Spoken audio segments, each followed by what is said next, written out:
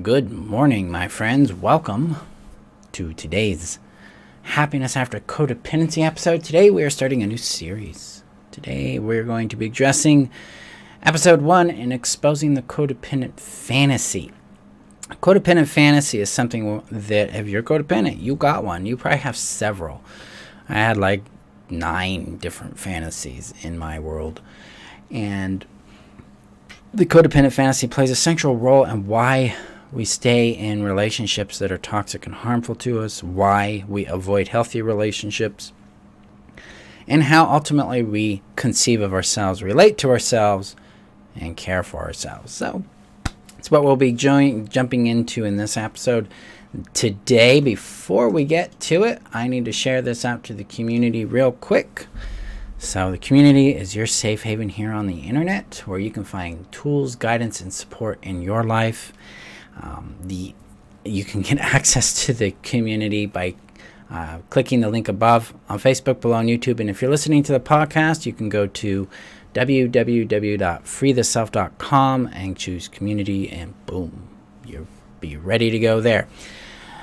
So that's how we get to that. So let me share that out to the community real quick before we jump into it.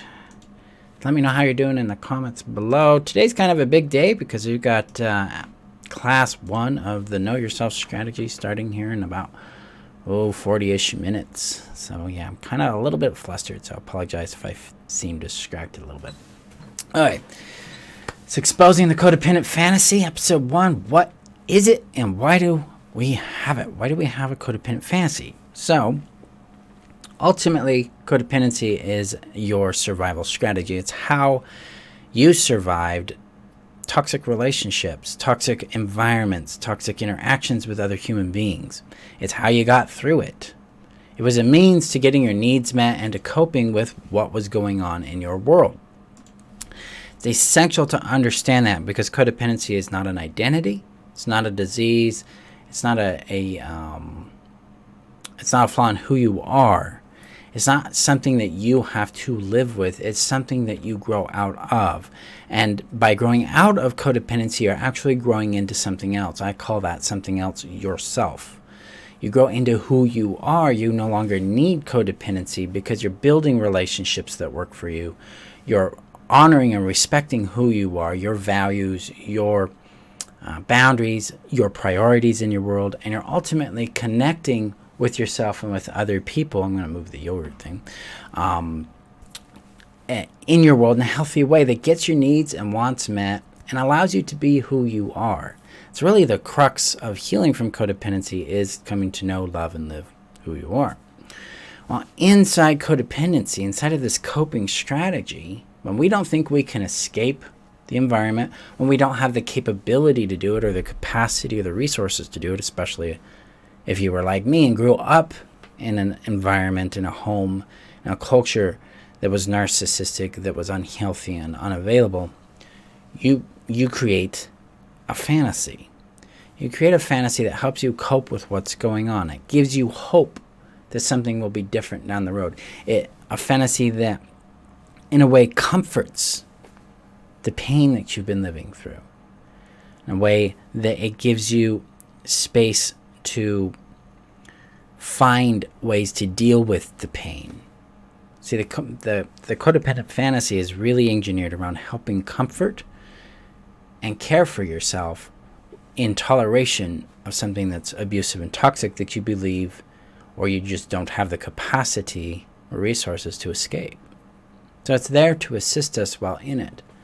But ultimately, the codependent fantasy is destructive, especially when we gain the capacity to leave toxic systems. It becomes a serious problem in leaving them because part of the codependent fantasy is what I call undue tolerance. We tolerate the abuse. We tolerate it because we hope that things will change. And so that's where we get into the anatomy of the fantasy. Because fantasies themselves are constructed on a hope that things will change if, one, you're different, you do something different, you change something about yourself, you're ideal, you're perfect for them, they'll stop doing what they're doing.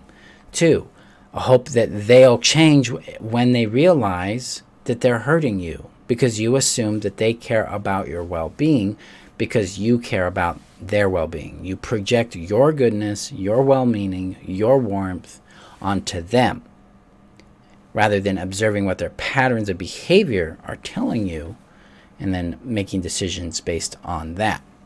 Number 3, we have an unmet and incomplete sense of self in codependency. And so there's a fantasy that begins to emerge in this, where we believe that their love and their approval, their valuing of us will complete us. That they hold the key to our own self-worth. That they're the authority over who we are and what our intrinsic value is. Very serious enmeshment of self there, because ultimately leaving means I don't have a self. I don't have an identity. Who am I without this person? I'm not worth anything. My life isn't worth anything. I need someone in my life so that I feel complete, so that I feel whole, so that I feel like I have purpose and value in the world. That's a big, big fantasy. It's a huge hook in it. And this helps us compensate and tolerate the abuse that's going on and the abuse and neglect, because these kind of toxic relationships always come with both. We're being abused for having wants, needs, feelings, having existence, taking up space, doing something or not doing something. We're also neglected in our needs and our wants and our feelings and our identity and our safety and our well-being and our need for play, connection, affection, time, attention, care, being valued, being protected. Our 10 core needs is what I call those. So we're wrestling with this. And our fantasies give us hope, that maybe something will be different this time. Because part of us, we love this person. We don't want to lose this relationship or this person. We care about them. Problem is to love them costs us our well-being. But we think that that's noble. It's in one of those other fantasies of martyrdom. If I'm being noble and loving and caring by sacrificing myself for them. And that isn't noble, loving, and caring to you. And it doesn't work for them. If they're narcissistic, it's a fantastic source of supply for them. If they're emotionally unavailable, they're emotionally immature, it's annoying. They're like, why are you here? But they expect it too, because they want to be, they're coming from an immature state, or that you're playing parent to them. So this codependent fantasy, it kept us alive in situations we didn't have the capacity to leave. But when we start to gain power, the ability to take care of ourselves, the ability to leave, even though we might feel powerless or helpless in it, we still have an option there.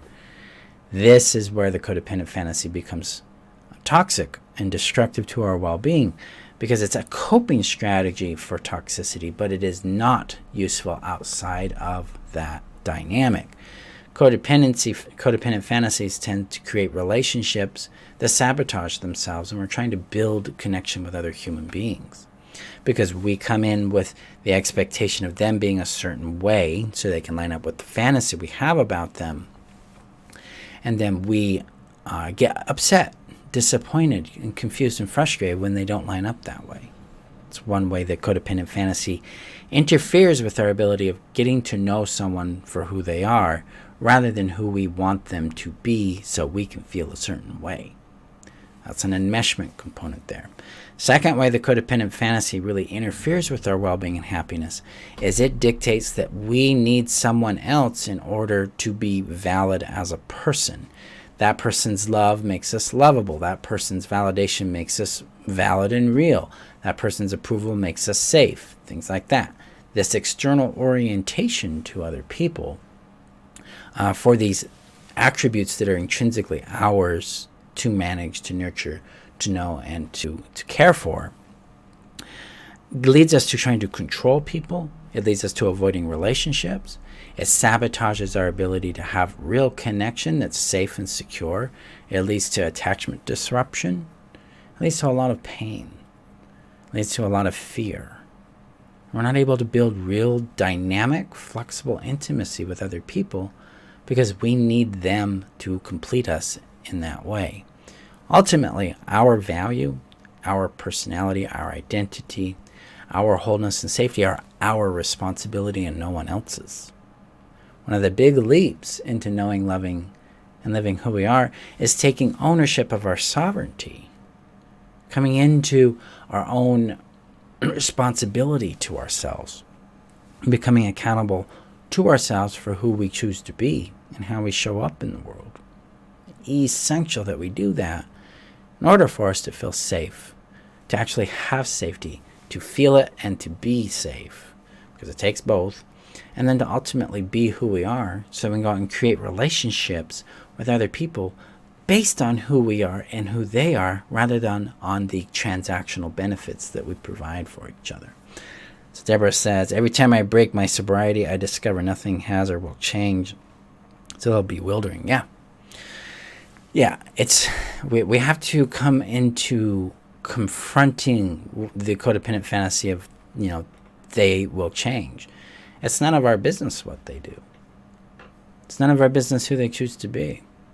Our business is understanding the impact that they have on our world and whether or not that aligns with what we want. We have to we have to take responsibility for who we allow into our world. And we have to take responsibility for acknowledging the impact that it's having on us, and then make decisions and actions based on that impact, not based on what we hope will be. And this really comes down to respecting the person for who they choose to be. Respect doesn't mean that you agree with who they are. It means that you acknowledge that they are being the way they are, and that's it. There's nothing else. We have to start targeting that toxic hope we have that they'll change, and start connecting to sober reality that this is the way they are, and I need to deal with my grief. I need to confront this and address it in a kind and compassionate but accountable way, so that we can internalize that this person is the way they are and not who we want them to be. So that's what it is about codependency. The codependency fantasy, what it is, it's our survival strategy. It's how we coped with the lack of getting needs and wants met in our world. Why do we have it? So again, we can survive till we can escape and move into the world and start developing a more healthy sense of self and healthy skills and experiences in relating with others. That's why we have the codependent fantasy. It was used to help us survive, but it is not useful outside toxic systems. In fact, it's also not all that useful inside the toxic system, because it tends to perpetuate it, so we do have to confront it and start to break free of it when we have become aware that we're in a toxic dynamic. Because part of our role in the toxic dynamic is returning to it. And we do that because of the fawn response, because of our trauma bond and chemical addictions we have to the individuals. But we have to own that. We have to come into blunt accountability with that, and then say, okay, I'm choosing this and this is harming me. So now I need to make different choices that align with who I am and what I need, and ultimately take care of my well-being and my happiness. That's the practice of sobriety. That's what's necessary for our well-being and happiness to come into play. So that's today's episode, my friends. Go out there, be gentle with yourselves, explore the fantasies you carry about others. We'll continue to explore codependent fantasy and how it gets into our lives in lots of interesting, subtle, and sometimes sneaky ways, and how we can shape our connection to reality in a way that creates more safety, more sanity, and more sovereignty in our world. So that's what we'll be doing. Appreciate you. Remember that you're worth knowing, loving, and keeping. Go gently, and I will see you guys in our next episode. Bye-bye.